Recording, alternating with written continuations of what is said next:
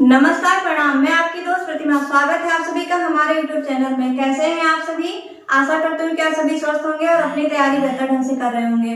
तो जैसा कि आप सभी जानते हैं कि यूपी पुलिस की जो प्रोन्नति बोर्ड है, भर्ती बोर्ड है, उन्होंने अपना शॉर्ट नोटिफिकेशन जारी कर दिया है, जिसमें साफ लिखा हुआ है कि अप्रैल के लास्ट वीक में हमारी वैकेंसी आ जाएगी, जिसमें हमारी यूपीएसआई की पोस्ट भी 4543 यानी कि 4543 पोस्ट भी आने वाली है।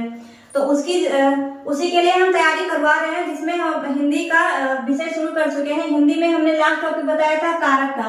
कारक के बाद आज का हमारा जो टॉपिक है वह है समास।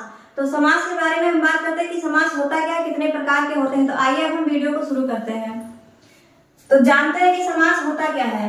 तो समास की जो परिभाषा है वह है दो या दो से अधिक शब्दों के योग से जो नया सार्थक शब्द बनता है, यानी कि दो शब्द को जोड़ करके जो सार्थक शब्द बनाया जा सके, जिसका कोई अर्थ हो, उसको हम बोलते हैं समास। उन्हें हम समास कहते हैं। समास का जो शाब्दिक अर्थ है, इसके अर्थ समास के अर्थ को बोलते हैं संक्षेपीकरण, यानी कि कई सारे शब्दों को मिला करके जो छोटा सा एक शब्द बना देते हैं उसको बोलते हैं संक्षेपीकरण। उसके बाद में हम बात करते हैं कि समास में कितने पद होते हैं। तो समास में दो पद होते हैं, यानी कि दो जो शब्द जुड़ते हैं, दोनों शब्द को जोड़ करके जो पद बनता है उसमें होता है पूर्व पद और उत्तर पद, यानी कि तो दो पदों को जुड़ करके बना होता है हमारा समास।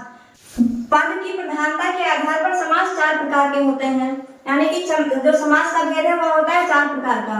वैसे तो ये 6 समास होते हैं, लेकिन पद की प्रधानता देखी जाए तो इसमें केवल 4 समास होते हैं। तो ये चारों समास होते क्या क्या है?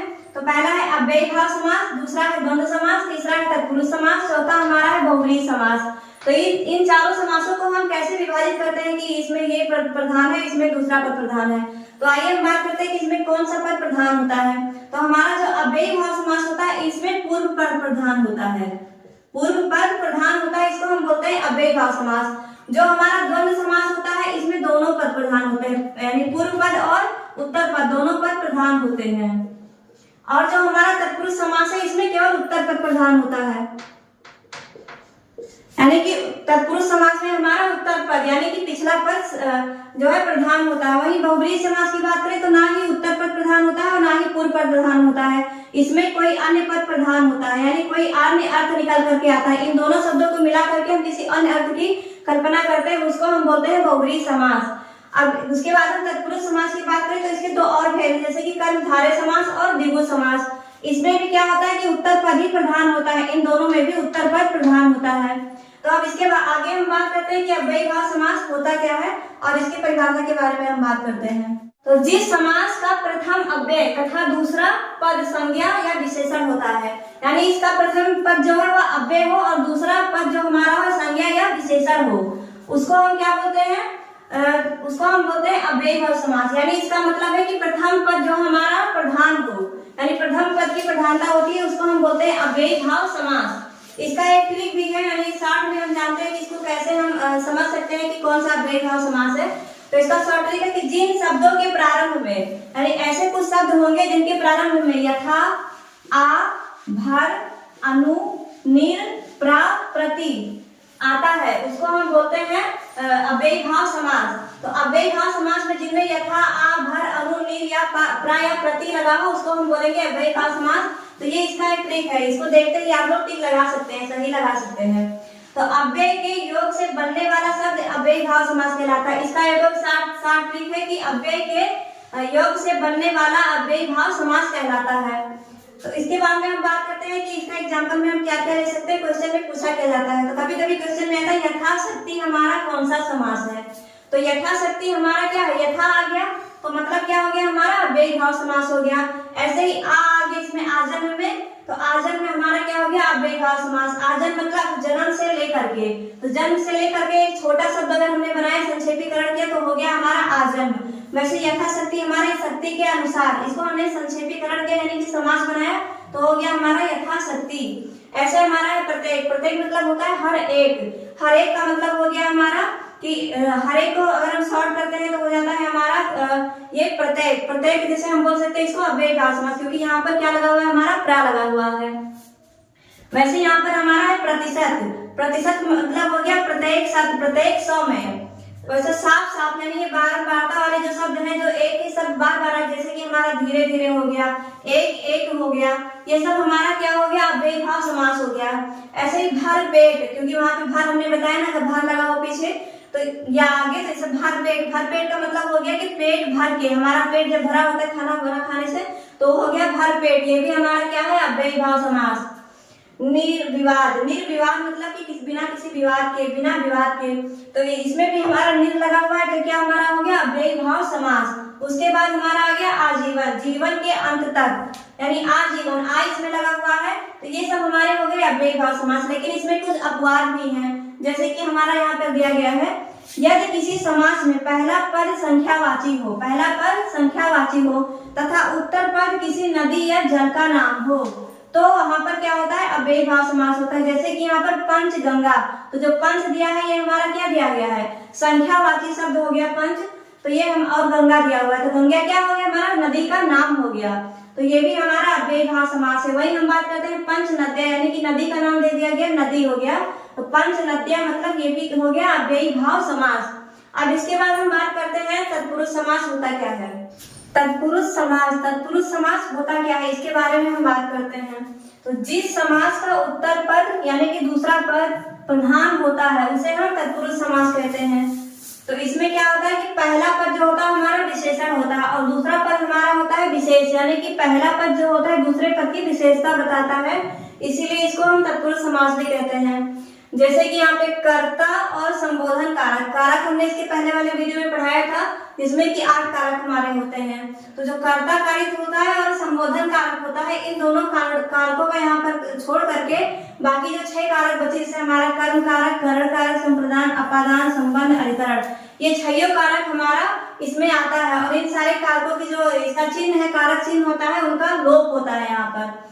जैसे कि इसका एक ट्रिक दिया हुआ है कि जिस भी समास में कारक चिन्हों का लोप हो, जैसे कि का, की, के, को, से के द्वारा, के लिए, में, पर, आए, यानी इन चिन्हों का क्या हो, लोप हो, उन्हें हम बोलते हैं तत्पुरुष समास। जैसे कि यहाँ पर कर्म कारक का होता है को, तो वैसे यहाँ गगन चुंबी, गगन को चूमने वाला, यानी को विभक्ति का यहाँ पर क्या हो गया, लोप हो गया, तो हो गया हमारा गगन चुंबी, ये तत्पुरुष समास का एक उदाहरण हो गया। ये एग्जाम में ऐसा आता है कि गगन चुंबी कौन से समास का उदाहरण है, तो हमको लगाना होता है तत्पुरुष समास। ऐसे हमारा यहाँ पर दूसरा हो गया स्वर्ग प्राप्त, यानी कि स्वर्ग को प्राप्त, ये भी हमारा हो गया कौन सा कारक, कर्म कारक। फिर क्या हो गया भयाकुल, भय से आकुल, यहाँ पर हमारा से आ गया। फिर आ गया सुर रचित, यानी कि सूर्य के द्वारा रचित, सूर्य का मतलब हो गया सूरदास, यानी कि सूरदास के द्वारा रचित, तो यहाँ पर के द्वारा आ गया हमारा। उसके बाद रसोई घर, यानी कि रसोई का घर, का भी हमारा आ गया रसोई का घर। फिर राजपुत्र, यानी कि राजा का पुत्र, ये हमारा क्या बताता है, संबंध बताने लग गया। फिर दीनानाथ, यानी कि संबंध कारक में काकी के आता है ना, तो ये हमारा क्या हो गया, संबंध कारक वाला। दीनानाथ, यानी कि दीनों के नाथ, ये भी हमारा क्या हो गया, संबंध कारक। फिर क्या हो गया आप बीती, अपने पर बीती, जो कोई चीज अपने पर बीते उसको बोलते हैं आप बीती, जैसे अपने पर बीती, पर आ गया हमारा। उसके बाद हो गया लोकप्रिय, यानी कि लोकों में प्रिय, तो लोकों में प्रिय, ये भी हमारा में विभक्ति भी आ गया। तो क्या हो गया इसमें, जिसमें ये 6 विभक्ति का लोप होता है कर्म से लेकर के अधिकरण तक का, उसको हम बोलते हैं तत्पुरुष समास। अब इसके बाद हम बात करते हैं तत्पुरुष समास के 2 और भाग है, द्विगु समास और कर्मधारय समास, उसके बारे में हम आगे बात करते हैं। अब हम बात करते हैं कर्मधारय समास होता क्या है। तो इस समास का परिभाषा क्या है, तो इस समास में दूसरे पद की प्रधानता होती, जैसे ही तत्पुरुष समास में दूसरे पद की प्रधानता होती है, वैसे ही कर्मधारय समास में भी दूसरे पद की प्रधानता होती है। और इसमें विशेषण जो होता है, विशेष की विशेषता बताता है, उसी को हम बोलते हैं कर्मधारय समास, यानी कि विशेष और विशेषण दोनों मिल करके बने होते हैं। पहला पद हमारा विशेषण होता है, दूसरा पद हमारा विशेष होता है।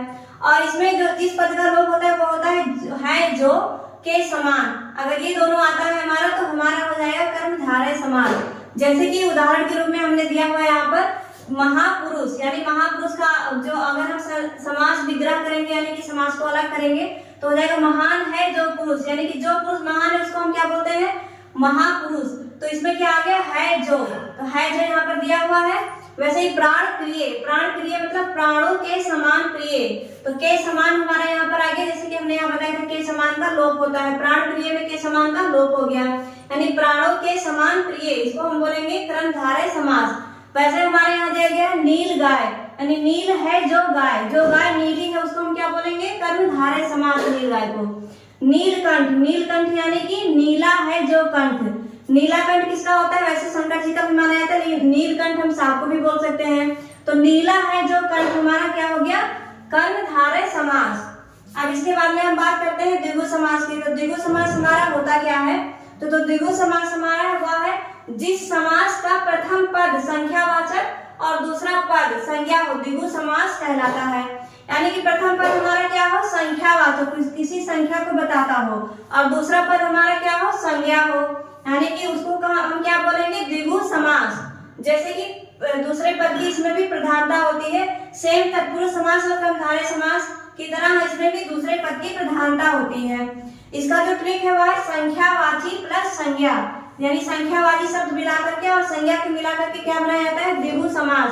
जैसे कि इसका उदाहरण दिया गया है पंचवटी मतलब 5 वृक्षों वाला स्थान या 5 वटों वाला स्थान, इसको हम क्या बोलेंगे, पंचवटी। यानी इसमें क्या हो गया, पांच हमारा क्या हो गया, एक संख्या हो गया।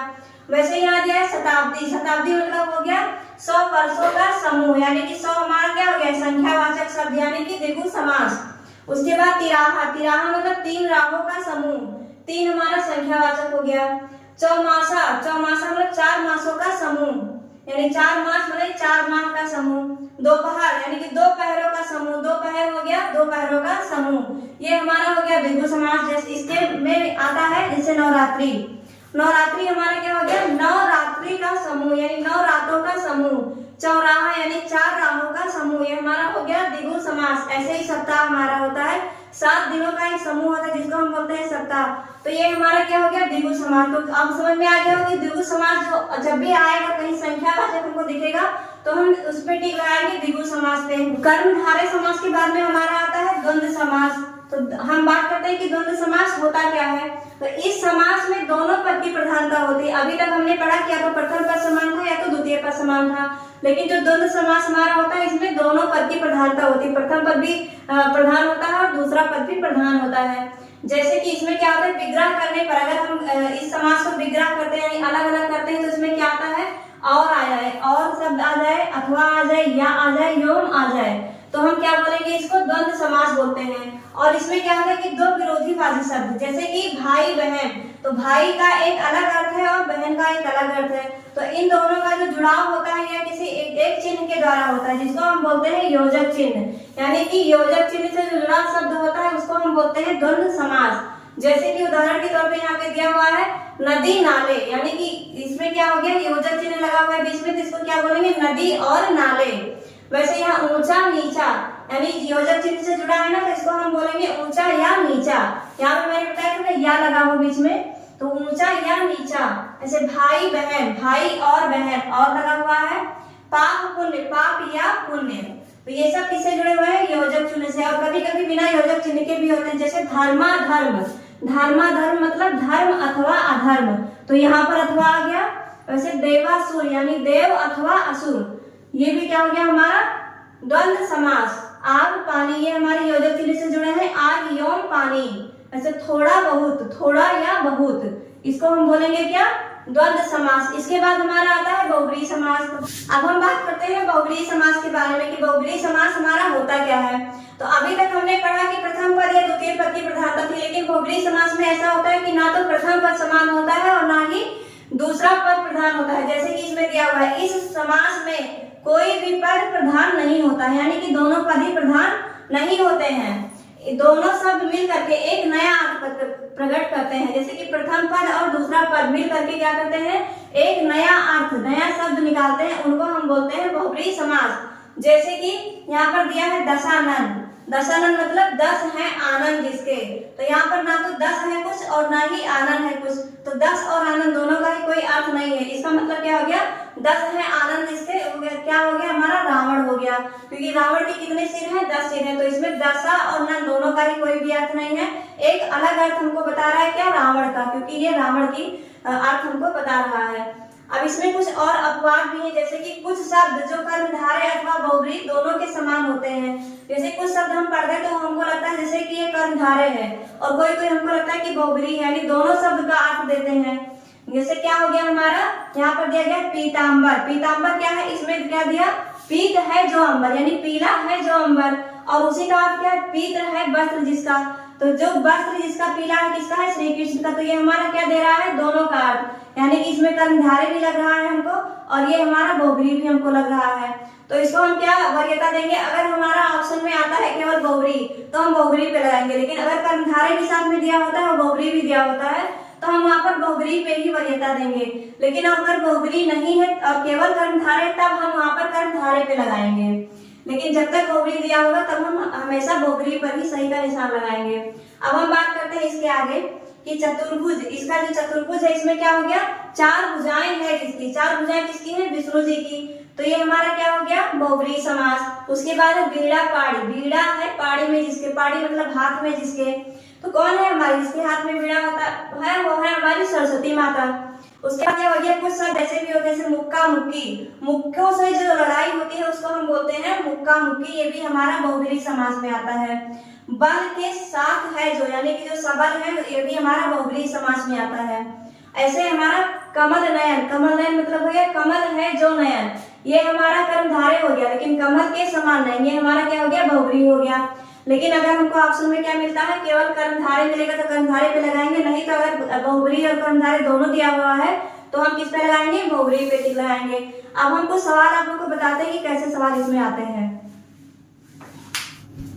तो इसमें जो क्वेश्चन आते हैं वो ऐसे, जैसे कि पंकज में कौन सा समास है, और इसमें ऑप्शन दिया हुआ है कर्मधारय, द्विगु, बहुब्रीहि और द्वंद्व समास। तो इसमें हमको देखना है कि कौन सा समास आ रहा है। तो यहाँ कर्मधारय और बहुब्रीहि दोनों समास है। तो यहाँ पर हमारा अर्थ इसका क्या होता है कि पंकज के समान अन्य अर्थ देता है, यानी पंकज अपना अर्थ ना दे करके कोई अन्य अर्थ देता है, जैसे कि कमल का, पंकज माने क्या होता है, कमल होता है। तो इसमें ना तो पंक का कोई अर्थ है ना ही कज का कोई अर्थ है, तो इसमें किसी अन्य पद का अर्थ यानी कमल का। तो हमारा क्या हो गया, ये बहुब्रीहि समास हो गया। ऐसे ही हमारा दिया हुआ है जैसे कि कोई पद संख्यावाची, जैसे चौराहा दिया है, चौराहा में कौन सा समास है, तो ये संख्यावाची हो गया ना, तो इसमें क्या हो जाएगा हम लोग का, द्विगु समास। ऐसे ही अगर हम बात करें कि चरण कमल, चरण कमल किसके समान हो गया हमारा, चरण के समान कमल, तो ये हमारा क्या हो गया, कर्मधारय समास। अगर ऐसे ही पूछते हैं आगे कि द्वंद्व समास में कौन सा पद प्रधान होता है, तो कौन सा पद प्रधान होता है, द्वंद्व समास में दोनों ही पद हमारा प्रधान होता है। ऐसे ही सवाल इसमें आते हैं। तो हमने अभी आपको बताया कि क्वेश्चन किस तरह से इसमें आते हैं, तो उसका हम क्वेश्चन वाला नेक्स्ट वीडियो लेकर के आएंगे। तो तब तक के लिए दोस्तों, अगर आप हमारे चैनल पर नए आए हैं तो सबसे पहले हमारे चैनल को सब्सक्राइब करें, लाइक करें और शेयर करना बिल्कुल भी ना भूलें। आपके एक शेयर से किसी छात्र का रिजल्ट बन सकता है। तब तक के लिए आप हमें इजाजत दीजिए, मिलते हैं नेक्स्ट वीडियो में। जय हिंद।